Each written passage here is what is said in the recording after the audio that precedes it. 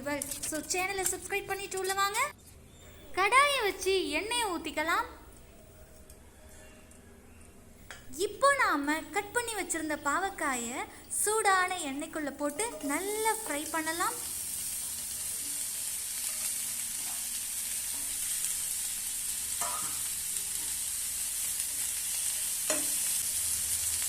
தேவையான அளவு உப்பு சேர்த்துக்கலாம்.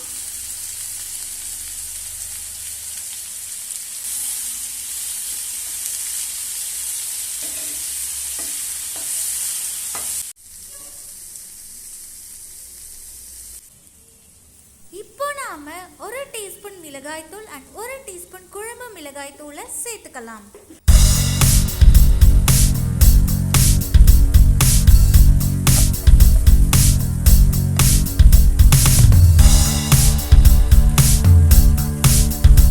ஸோ இவ்வளோதான் மக்களே நம்மளுடைய சூப்பரான பாவக்காய் வறுவல். இப்போ நாம வறுத்த பாவக்காயை சர்விங் பிளேட்ல மாற்றி வச்சுக்கலாம்.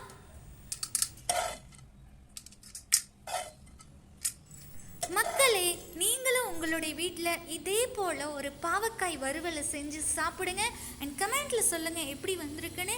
இந்த வீடியோ பார்த்ததுக்கப்புறமா like, share, comment and subscribe பண்ணிவிடுங்க. அண்ட் மறக்காமல் சப்ஸ்கிரைப் பண்ணிவிடுங்க. நெக்ஸ்ட் வீடியோவில் பார்க்கலாம். Bye by.